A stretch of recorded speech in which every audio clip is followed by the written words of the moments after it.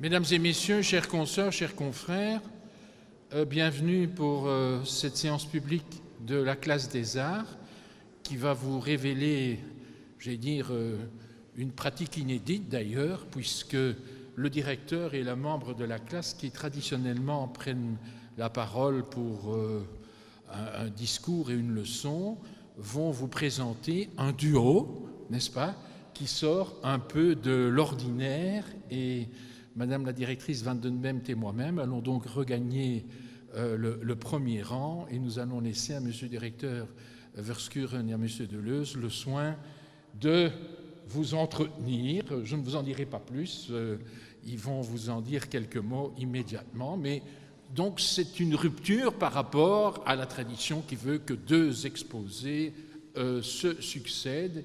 Ici, ça n'en fera qu'un sur un sujet original et je leur laisse immédiatement la parole. Merci.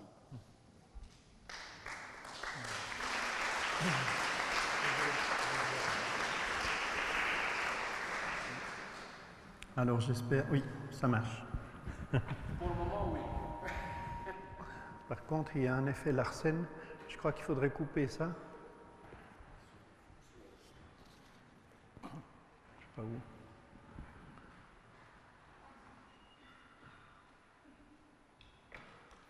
Voilà. Bon, voilà. Tout d'abord, bienvenue. Les événements tragiques qui se sont déroulés à Paris m'incitent à vous donner à entendre un texte que j'avais déjà écrit en 2002. Jean-Pierre Deleuze, à qui j'ai proposé de partager cette prise de parole, m'a proposé de vous en faire la lecture.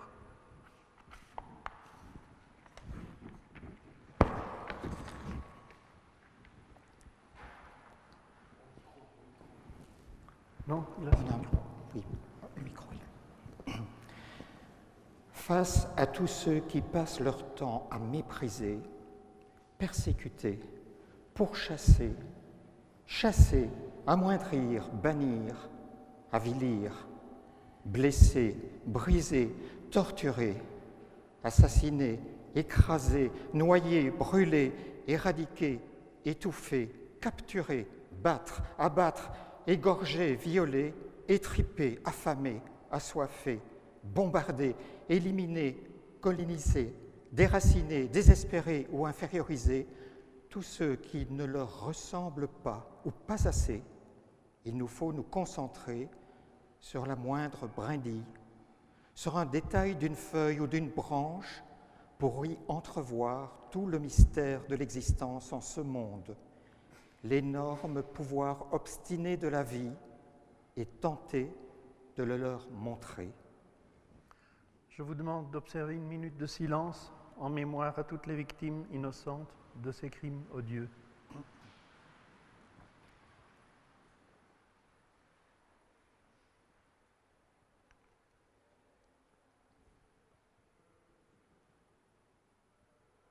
Je vous remercie.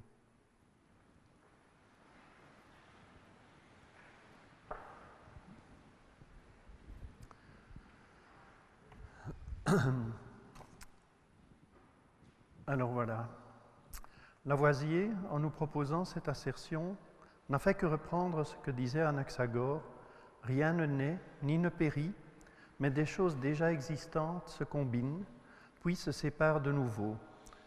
Bien sûr, nous n'allons pas vous faire un cours de philosophie ou de physique, mais la formule nous semble adéquate pour développer les sentiers de nos créations.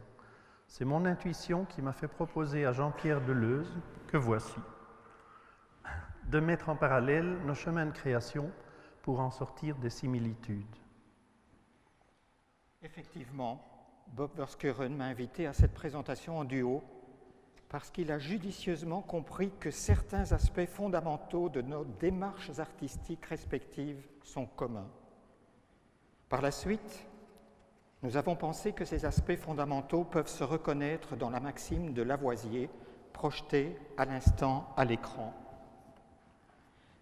Né à Paris en 1743, Lavoisier, adepte exemplaire de la méthode expérimentale, est généralement considéré comme le fondateur de la chimie moderne. Il fut élu membre de l'Académie des sciences à Paris à l'âge de 25 ans. Il fut aussi un homme au service de l'État avant et pendant la Révolution française. Et sa mort tragique et absurde sur l'échafaud en 1794 nous surprend encore. Au cours de ses incessantes et rigoureuses expériences, il a prouvé que bien que la matière change d'état dans une réaction chimique, la masse totale des réactifs et des produits reste identique du début jusqu'à la fin de la réaction. Il a pu ainsi fonder la loi de conservation des masses dans le changement d'état de la matière, résumée par la célèbre maxime « Rien ne se perd, rien ne se crée, tout se transforme ». Cette référence à Lavoisier n'est en fait qu'un prétexte. Il nous a semblé être un bon point de départ pour vous parler de ce qui nous rapproche dans nos manières de concevoir la création, deux démarches qui de prime abord semblent n'avoir aucun point commun, en ont pourtant beaucoup. Les voici par-delà nos différences.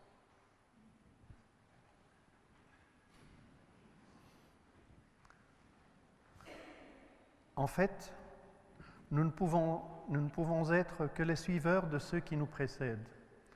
Quand on me demande quels sont les artistes qui vous ont influencé, je réponds volontiers tous, autant que tout ce qui m'entoure, même une pluie pourrait m'influencer.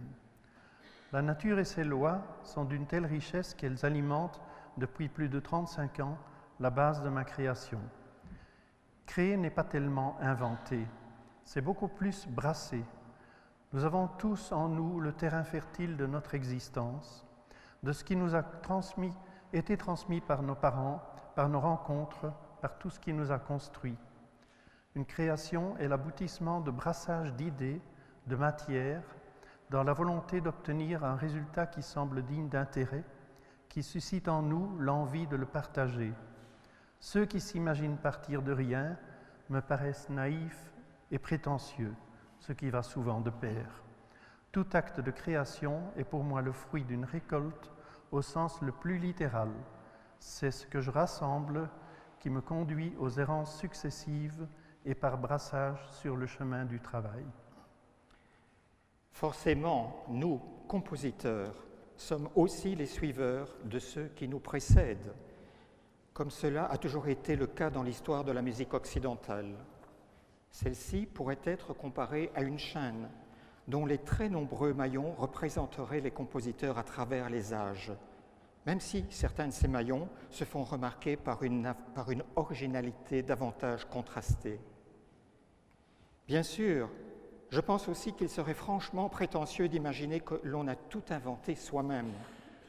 L'éducation et la formation donnée dans les conservatoires de musique relient les jeunes musiciens qui s'engagent dans la voie de la création à l'expérience des compositeurs qui les ont précédés, au patrimoine musical du passé proche ou plus ou moins lointain. Ce partage ou cette transmission d'expérience constitue d'ailleurs l'un des objectifs essentiels de mes activités d'enseignement au Conservatoire royal de Mons. Au-delà, je pense qu'il n'est pas bon pour un compositeur, même confirmé, de s'enfermer exclusivement dans son propre univers. Le contact avec la production d'autres créateurs ne peut être que source de stimuli positifs et de remise en question salutaires. Constamment concerné par ces questions, ce fut pour moi un grand réconfort d'entendre, au hasard d'une écoute d'un programme diffusé sur Musique 3, une réplique de Philippe Boussemans, interviewé sur les ondes. À la question de savoir si l'expérience des compositeurs du passé lui avait été ou lui était utile, il répondit par cette formule laconique : on ne compose qu'avec ce qu'on connaît. Ce qu'on connaît, ce sont aussi les techniques que l'on a expérimentées et appris à adapter à ses propres projets artistiques. Parmi ces techniques, on peut inclure le choix et la gestion d'un matériau de base, acte préalable à l'élaboration d'une œuvre. Bob et moi-même ressentons qu'il y a quelque chose de comparable ou de commun dans nos démarches. En tout cas, dans une partie importante de nos projets. Avant de commencer l'acte de création proprement dit, nous effectuons d'abord une sorte de moisson préalable qui nous apporte les matériaux indispensables à partir desquels notre travail artistique va pouvoir s'élaborer. Pour les installations de Bobberskuren, cet acte préalable consiste de façon récurrente à repérer et à rassembler des matériaux végétaux en leur état naturel. De mon côté, cela peut ressembler à une moisson consistant à enregistrer des sons concrets comme ceux de cloches ou d'instruments à percussion à résonance prolongée, comme le tam-tam dont vous voyez une image à présent. C'est un acte peut-être innocent, mais déterminant pour le sens à apporter à l'œuvre à créer. Bien regarder, bien écouter, c'est d'abord tout oublier. La vie est une matière en continuelle mutation. C'est cette perpétuelle mutation qui m'inspire le plus. Ce qui est éternel suscite chez moi peu d'intérêt. C'est ce qui bouge, ce qui vit, qui me touche le plus. Nous avons tous l'habitude de classer, cataloguer les choses. Notre regard est souvent influencé par ces classements. Un objet ainsi nommé coupe court à notre curiosité. Il me semble important de pouvoir approcher les choses comme si nous ne les avions jamais vues. C'est pourquoi j'aime dire que je suis un adepte de l'amnésie. Quand je vais à la recherche de matériaux, je ne cherche pas à savoir de quelle plante il s'agit. C'est la structure qui m'intéresse, comme si je demandais au végétal « Que peux-tu faire pour moi ?» Je cherche à y trouver au niveau formel des vertus cachées pour ensuite découvrir un résultat qui met en exergue ses particularités. Ceci, par exemple, est une installation que j'ai faite à partir de troncs d'arbres. En fait, comme vous pouvez le remarquer, c'est plutôt une forme que j'ai développée à partir donc, de l'extrait de l'arbre. Mais il ne s'agit pas réellement d'être, comment dirais-je, un observateur encyclopédiste. Alors voilà, c'est à toi. En préparant le projet de Tota Pulchraes Amica Mea, œuvre qui m'avait été commandée en 2010 pour célébrer le 800e anniversaire de l'église Notre-Dame de la Chapelle à Bruxelles, l'idée m'était venue d'enregistrer le son de la cloche principale de cette église, que je vais vous faire entendre à l'instant. Ah, ce n'est pas cela, croyez-moi. J'attends que ça passe.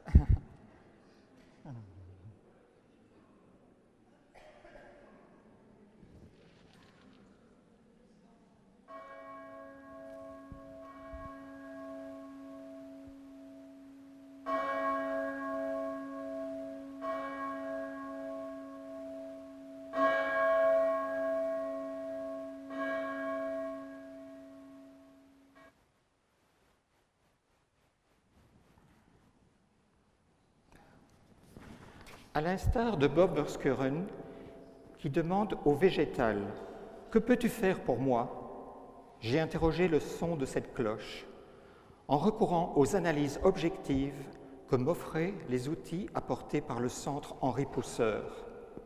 En effet, je cherchais à trouver dans la structure timbrale de cette cloche des vertus qui allaient me permettre de relier et de structurer l'ensemble de toute la pièce, dont la durée souhaitée devait s'étaler sur pas moins d'1 heure. Pour illustrer cet objectif et son résultat, je vous laisse entendre le début de la mise en musique du Magnificat, dans lequel les voix se fixent les unes après les autres sur les intonations successives du Magnificat grégorien. Par un heureux hasard, la plupart des sons de l'hymne grégorien correspondaient à ceux qui sont dans la résonance de la cloche transposée dans le grave. Les autres sons tenus de l'hymne grégorien, ceux qui, à l'analyse, se révélaient ne pas appartenir à la résonance de la cloche, ont contribué à enrichir la palette pour créer un spectre global à la fois riche et étrange. L'orgue, prolonge ensuite cette exploration des composantes sonores de la cloche en mettant en évidence des sons partiels quasi imperceptibles à l'oreille, mais révélés par les logiciels d'analyse des sons.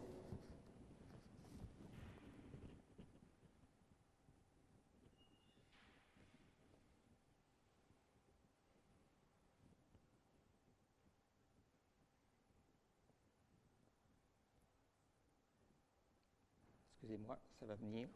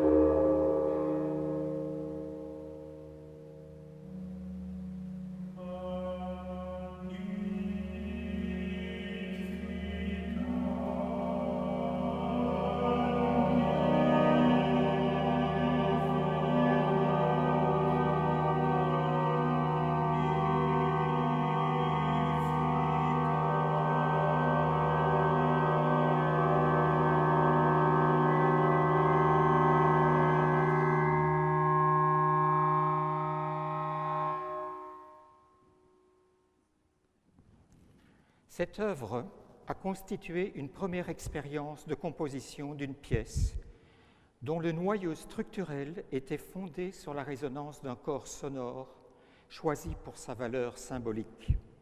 Ce choix avait été effectué au moment de concevoir le projet et, bien sûr, avant l'acte d'écriture. Par la suite, il y eut bien d'autres expériences analogues. Je pourrais évoquer certaines d'entre elles dans la suite de cette présentation. Alors, nos matières à penser, qui se déclinent en fait dans différentes phrases. Le départ, c'est à la fois quitter et rejoindre. Quitter le quotidien, rejoindre un horizon. Quitter le quotidien n'est pas seulement oublier ce qui nous encombre chaque jour, mais aussi ce qui encombre la tête, les idées préconçues. Le travail que je considère comme le point de départ à l'origine de ma démarche a été d'abandonner tout ce qui avait été jusque-là mes premières recherches artistiques, essentiellement de la peinture. C'est en 1978 que j'ai tout balayé. Il me restait que mon désir de créer en n'utilisant qu'un minimum de moyens, du pigment et un tapis de vinyle en guise de gabarit. J'ai alors réalisé des travaux que j'ai appelés wind painting. Voilà, comme vous pouvez remarquer, étant donné la couleur de mes cheveux, ça fait déjà assez longtemps. Et puis, cette technique toute simple a mené à différents travaux. Ce sont donc des travaux qui consistaient à répandre dans le paysage des pigments naturels avec l'aide du vent.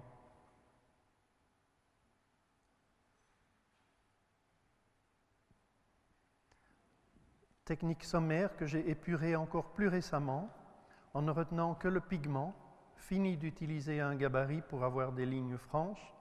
Seule la trace de mes pas structure le travail. Quand on pense avoir fait le tour des choses, ce n'est pas toujours vrai.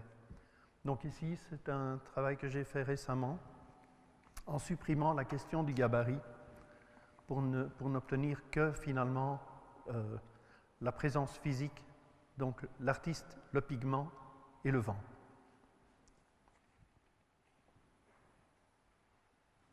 À toi. Pour illustrer cette thématique du départ, j'ai choisi d'évoquer le début de ma pièce pour violon soliste et électronique intitulée « Sonance de l'an le vent ». Mais il ne s'agira pas précisément de décrire le départ de l'acte de création. Il s'agira de la préoccupation du compositeur de faire vivre efficacement le départ de l'écoute.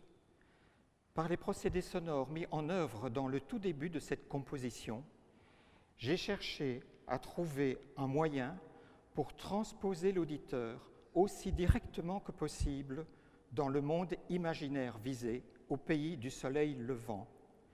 Les sons que j'avais récoltés pour toute la pièce provenaient tous de sources japonaises authentiques. Et pour le fragment initial que je vais vous donner à entendre, il s'agissait d'une part de celui de la cloche du temple bouddhiste de Nikko, enregistré lors de la cérémonie traditionnelle du 1er janvier, et d'autre part ceux d'un suikinkutsu. Un suikinkutsu que l'on peut traduire littéralement par caverne du coteau d'eau, se compose d'une jarre de grande taille en céramique ou en métal, enterrée et pourvue d'un trou au sommet. Il est construit à côté d'un bassin en pierre traditionnelle appelé shozubachi, servant à se purifier les mains avant de participer à une cérémonie du thé. En se rinçant les mains, des gouttes d'eau tombent par le trou à l'intérieur de la jarre et rentrent en contact avec l'eau se trouvant déjà dans le fond. Leur rencontre crée un plaisant tintinabulement aqueux qui résonne à l'intérieur de la jarre, évoquant le son de la cithare japonaise appelée koto. Ce fragment constitue donc une introduction dont l'objectif est de faire ressentir à l'auditeur le passage vers un autre monde, symbolisé par l'approche du son de la cloche, dans lequel l'auditeur est invité à entrer d'une façon imaginaire. Et dans ce contexte, le suikinkutsu garde sa valeur tout aussi symbolique de rite de purification.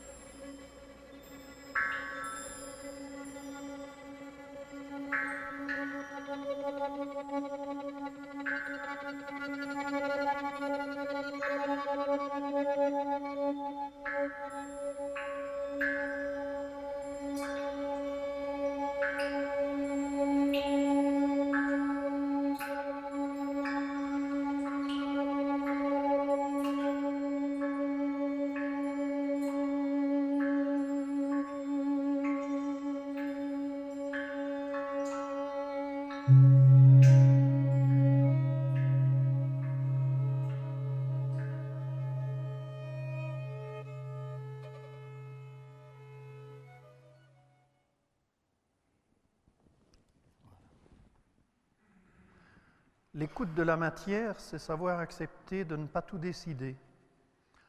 L'orgueil est rarement le fondement d'un bon travail. Comment pourrait-on découvrir la richesse d'un matériau si l'on se croit le maître absolu? Comment initier un bon dialogue si l'on n'écoute que ses propres intentions? Dans l'exemple que voici, lorsque j'ai décidé de réaliser quelque chose avec des joncs, choix qui a été dicté par l'environnement, où il y avait pléthore de plans d'eau, je n'avais aucune idée de la façon de les assembler. Ensuite, par une série de tris successifs, j'ai constaté qu'en les assemblant, j'arrivais à la forme d'une vague. Beau cadeau de la part d'une plante qui vit dans l'eau. De même, en contemplant les embranchements des arbres, j'ai pu imaginer de les assembler comme s'il s'agissait d'une ronde d'enfants. Pour les relier entre eux de façon à avoir des embranchements qui se rejoignent, il a fallu les joindre de façon relativement anarchique, tous penchés différemment. Cela a ajouté une certaine fraîcheur à la ronde. L'organisation de ces installations résulte de ce que la matière m'impose et non seulement de mes exigences. et les sonnances montent du temple qui fut. Cette pièce a pour point de départ le spectre de deux instruments à résonance prolongée, le tam-tam et le gong. À la base du projet, j'ai demandé au Centre Henri Pousseur de me fournir une analyse spectrale du tam-tam et du gong utilisés par l'ensemble Musique Nouvelle qui m'avait commandé cette pièce. J'étais donc ainsi assuré de pouvoir créer une parfaite cohérence entre les résonances émises par ces deux instruments et les sons à écrire dans la partition pour les autres instruments. Au début de la pièce, le percussionniste donne une frappe légère sur le tam-tam. Il faut être attentif pour l'apercevoir, ce sera le tout début de la pièce. Les sons attribués à tous les autres instruments sont donc inscrits dans la résonance du tam-tam. Dans ce projet, tout à l'écoute de la matière, je me suis imposé de me limiter aux sons qu'elle me proposait et ainsi, de ce fait, j'ai dû accepter d'une certaine façon de ne pas tout décider.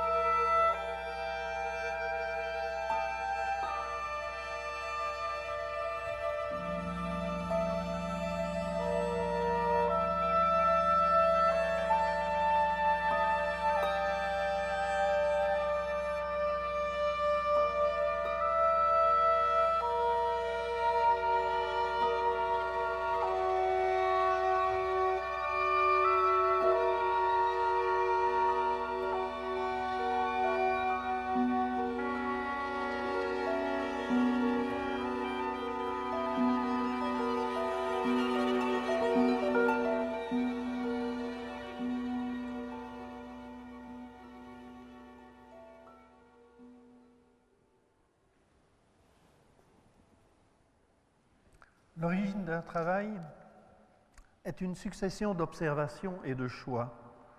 La question des choix est multiple, celui du lieu et celui du matériau.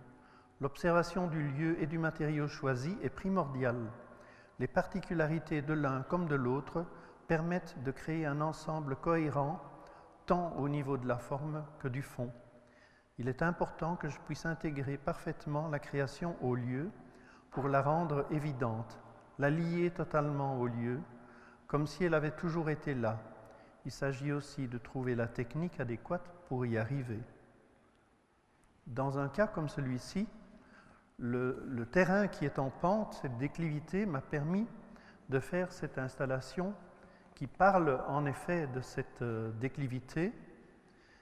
Et la technique adéquate, en fait, j'ai utilisé un système qui date, je pense, de l'époque de la Renaissance, mais que je pratiquais à l'envers, c'est-à-dire qu'en général, on dessine sur le verre le paysage pour avoir la perspective, mais ici, moi, je dessine le projet sur le verre, et puis je réalise, grâce à ces outils-là, la forme elle-même.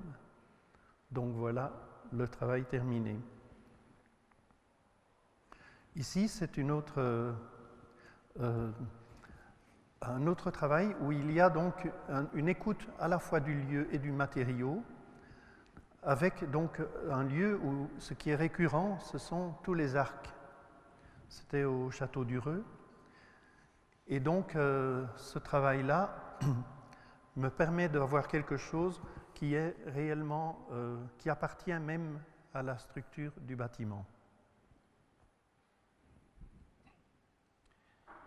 Alap. Le choix du matériau musical dans cette pièce est tout autre. Fasciné par la musique classique de l'Inde du Nord et le déploiement modal tellement expressif dans les pièces introductives très lentes et improvisées, caractéristiques de ce style, j'ai décidé d'en évoquer les procédés dans une pièce à laquelle j'ai donné le titre d'Alap, ce qui signifie prélude non mesuré improvisé. Mais quoi qu'on puisse le penser à la première audition, le mode utilisé n'est pas un raga indien.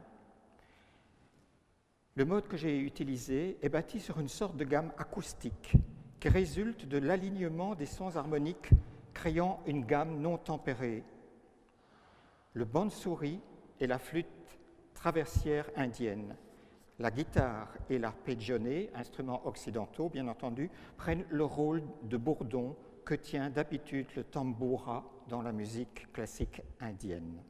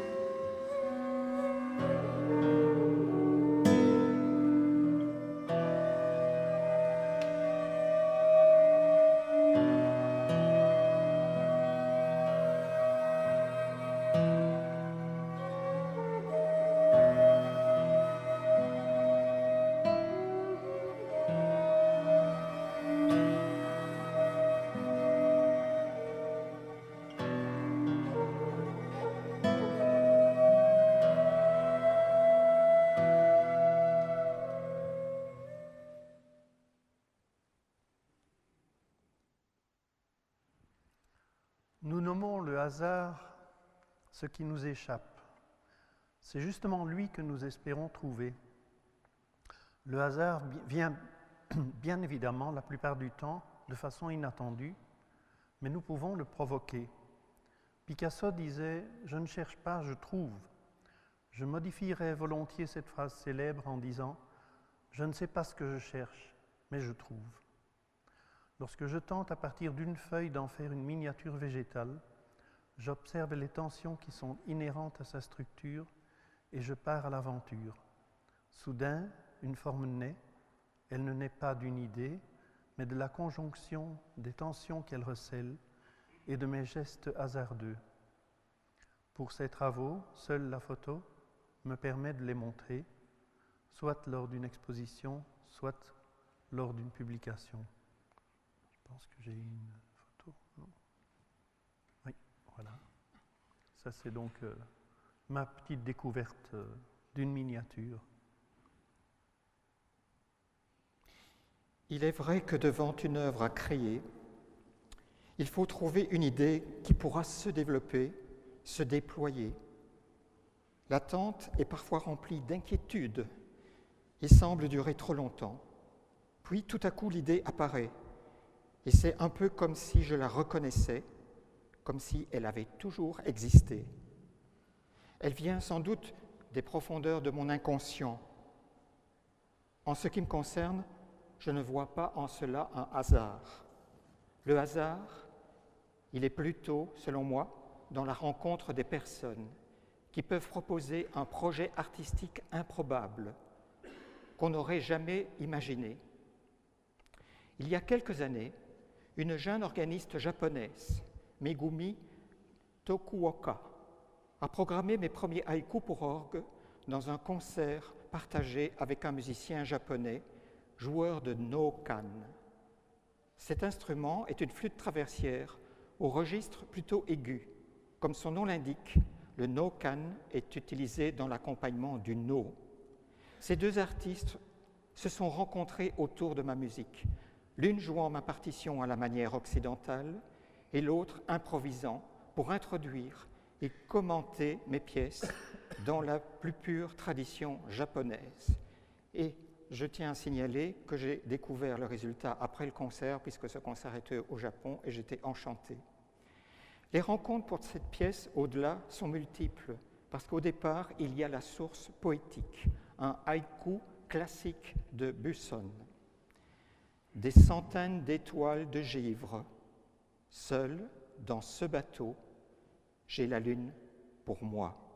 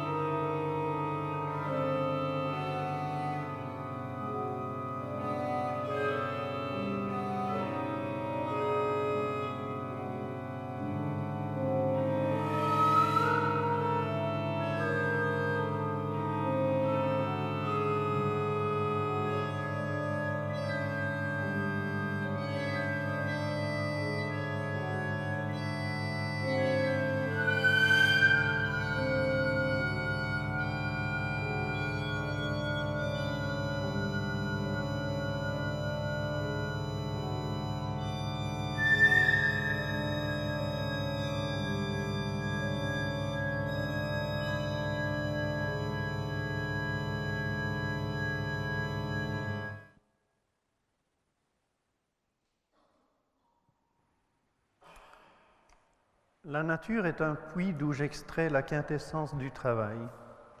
La somme des possibles que la nature n'a eu de cesse de brasser dans son immense cornue offre une source intarissable à mes créations.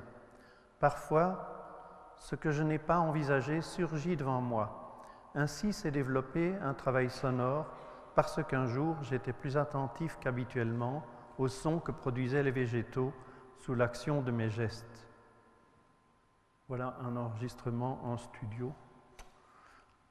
Cet univers sonore est devenu alors une sorte d'obsession, un désir de les entendre, de les recenser, d'en faire un travail de composition. Les sons que j'enregistre sont ceux que je produis en manipulant les plantes lors de séances en studio. En fait, c'est aussi quelque part demander aux plantes « Qu'est-ce que tu peux faire comme son pour moi ?» Chaque type de son que je découvre lors de ces séances est répertorié sous le nom qui lui est attribué. Pour ce travail, j'ai imaginé une écriture sonore sous forme de pictogramme que vous voyez là, que j'ai eu le grand bonheur de pouvoir exposer au Musée des instruments de musique. Je trouvais ça assez formidable de pouvoir notamment exposer des chicons. Et alors, parfois, je diffuse aussi mes compositions sonores dans certaines de mes installations lorsque cela fait sens. Cette nouvelle voie m'a donné la possibilité d'inclure de temps à autre des textes poétiques que Dominique Saint-Aubin, mon épouse, textes qu'elle écrit à chaque fois par rapport au contexte dans lequel l'installation prend place. De mon côté, les sources d'inspiration poétique sont récurrentes. En 2013, je composais un nouveau cycle de haïkus pour orgue intitulé Toshi Kuresu, que l'on peut traduire par l'année sans fin. Je vous propose d'en écouter la 4e pièce, inspirée de ce haïku de Busson. Rivière d'hiver, fleurs offertes à Bouddha, emportées par l'eau. La musique de caractère impressionniste traduit les jeux de lumière et les rythmes des reflets dans l'eau ondoyante, tout en se développant dans une structure modale typiquement japonaise.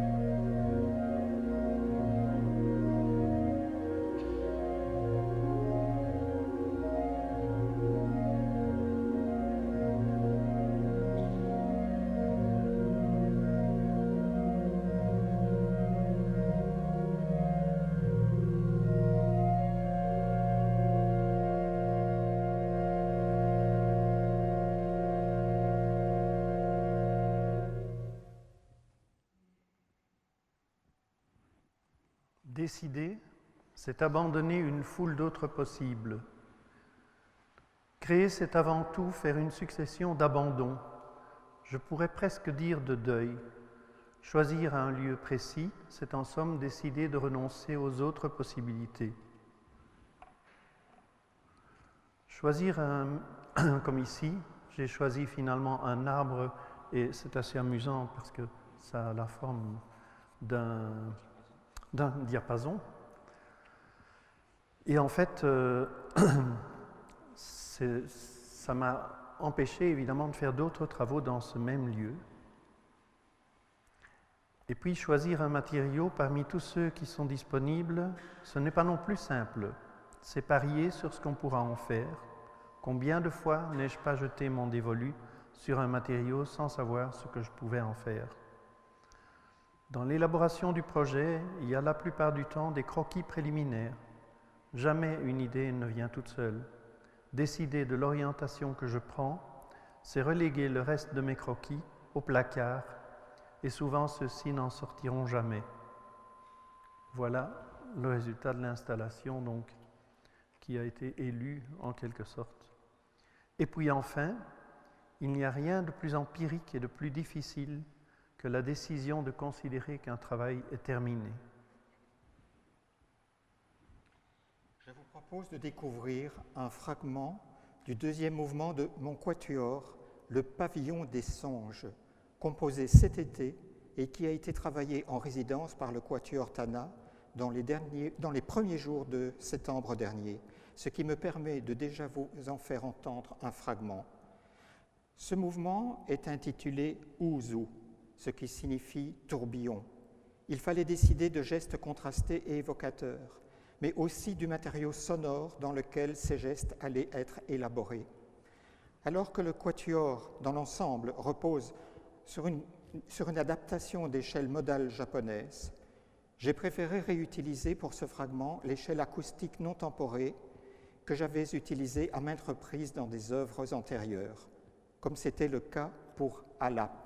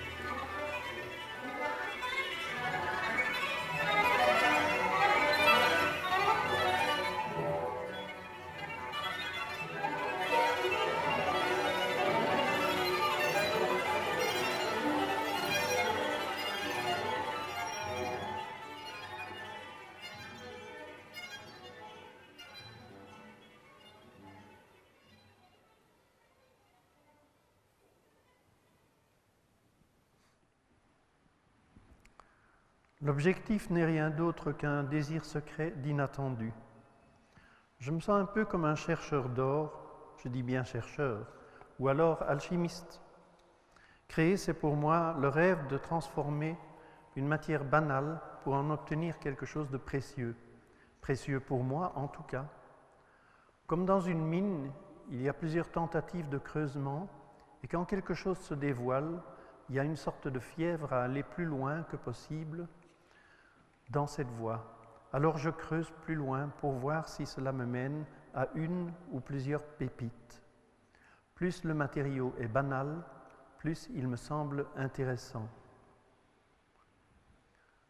C'est plus amusant de convertir une épluchure de pommes de terre en or que de partir de quelque chose qui suscite déjà un attrait chez les autres. En fait, ici, pour obtenir cette forme particulière qui ressemble en fait aux ouïes d'un violon, c'est tout simplement en cherchant à savoir comment on peut peler une pomme de terre en ayant une seule pelure. Et donc voilà, c'est une errance parmi tant d'autres, et ça m'a permis de faire cette installation qui est la plus belge de celles que j'ai réalisées.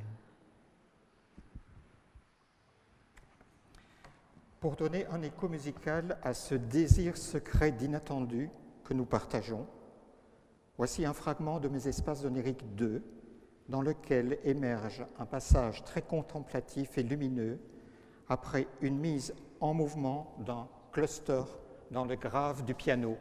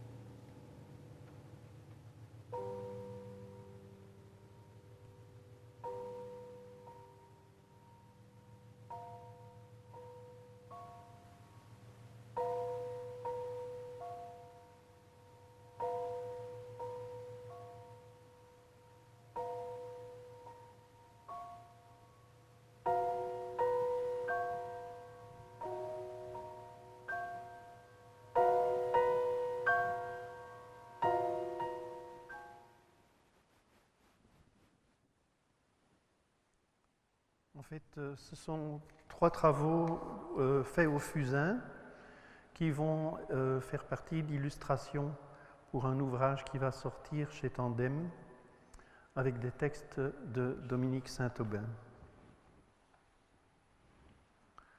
Trouver la place juste de chacun des éléments.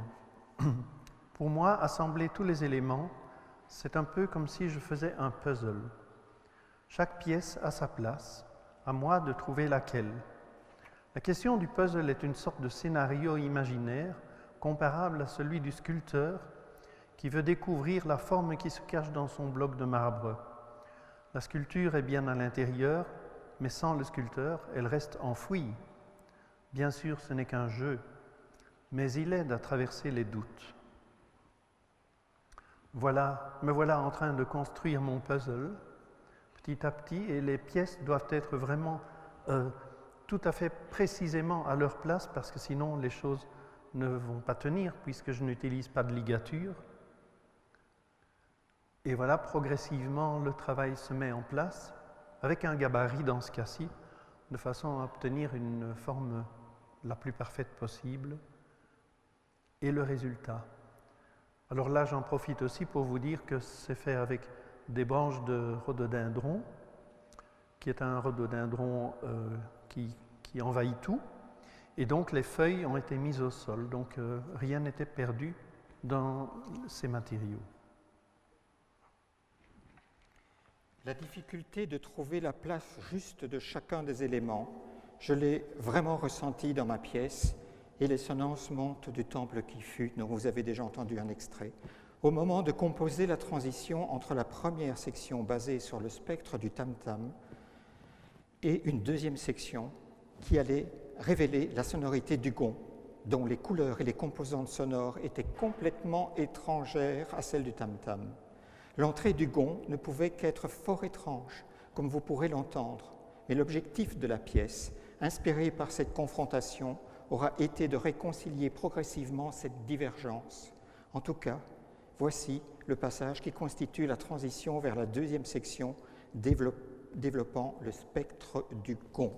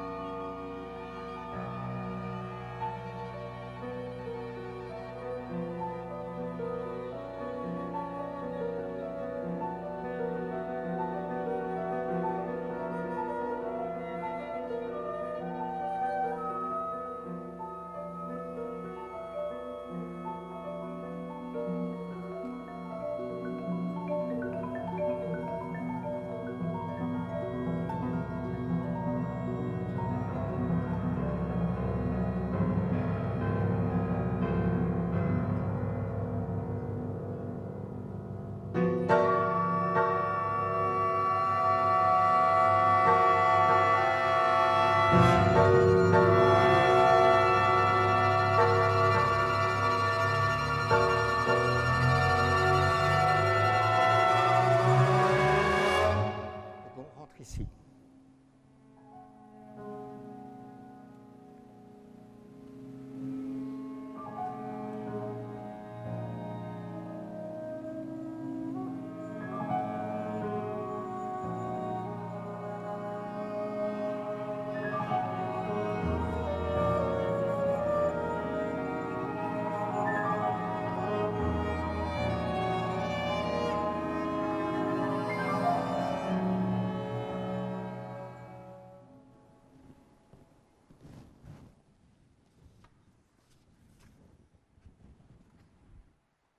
Créer, c'est tenter de révéler un éclat de lumière reçu. Mes voyages au Japon, la lecture régulière des haïkus, la révélation de la culture tellement singulière de ce pays, tout cela a orienté plusieurs de mes compositions et m'a donné le désir de révéler un éclat de lumière reçu. C'est sans doute dans mon quatuor à cordes, le pavillon des songes, que l'inspiration japonaise a été portée le plus loin. À Koyosan, l'un des centres historiques bouddhiques les plus importants du Japon, j'ai enregistré la cloche du Shōro, c'est-à-dire c'est un pavillon où se trouve une cloche, et je vais vous faire entendre le son que j'ai enregistré lors de ce voyage à l'instant.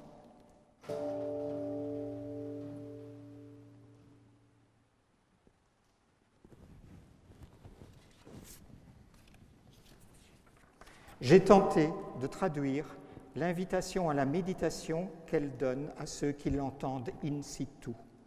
Cela a constitué le processus d'écriture de ma pièce intitulée Solo, qui a pris entre-temps la place de troisième mouvement dans mon quatuor à cordes.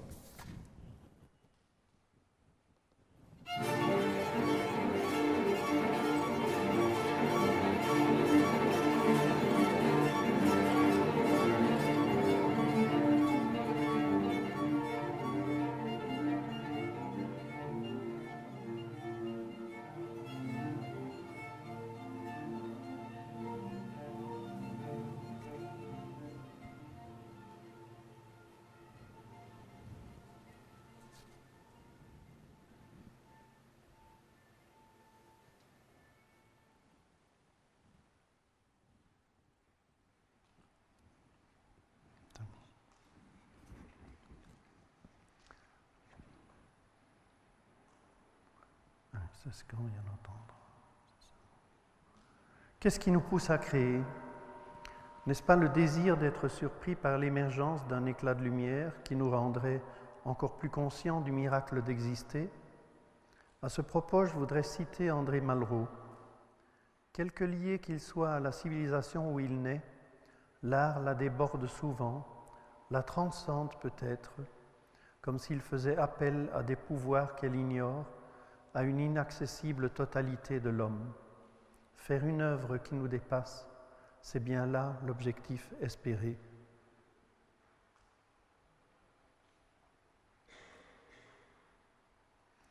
En guise de coda, laissez partir la vague qu'on a créée.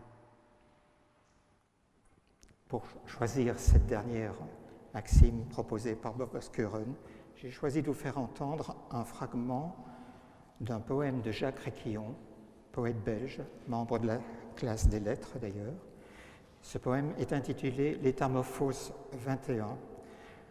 Ce poème est une sorte de message implacable à l'humanité pour le respect de la nature et de la vie dans toute sa diversité.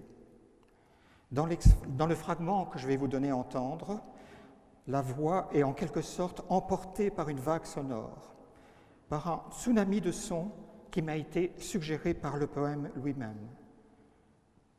En fait, le poème que je mets en musique apporte un matériau, mais c'est le cas évidemment pour tout compositeur qui veut travailler avec un texte, c'est une évidence.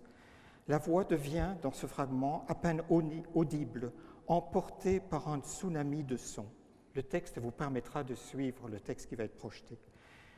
Mais je veux souligner ici, et même rendre hommage aux interprètes, et dans ce passage tout particulièrement à l'organiste Cindy Castillo, à qui j'ai livré une partition avec les indications essentielles en ce qui concerne les notes à jouer, les rapports d'intensité, de timbre.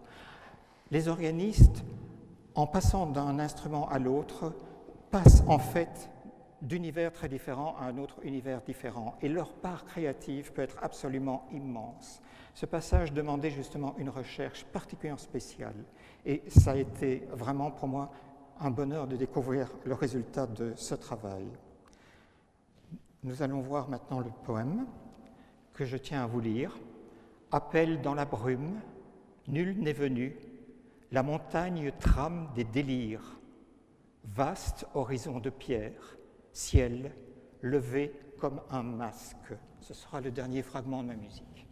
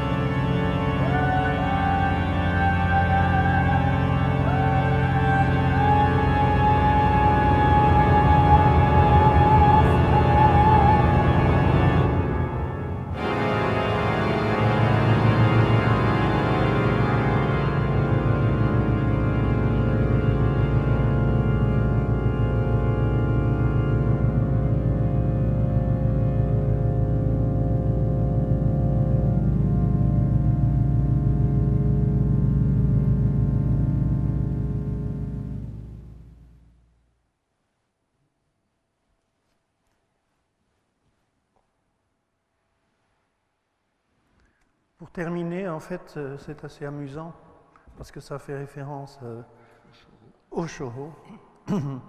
C'est la dernière installation que j'ai faite en Chine, à Chengdu.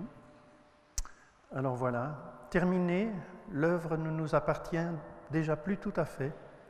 Elle est recréée par chaque personne qui l'aborde, et c'est bien là la question de la transformation. Elle est à chaque fois réinterprétée. Au départ, c'est comme une vague qui se crée. D'où vient-elle? De très loin. Et quand disparaît-elle? De suite? Ou tout autant jamais? Car elle participe à la vie du grand océan de la culture. Voilà.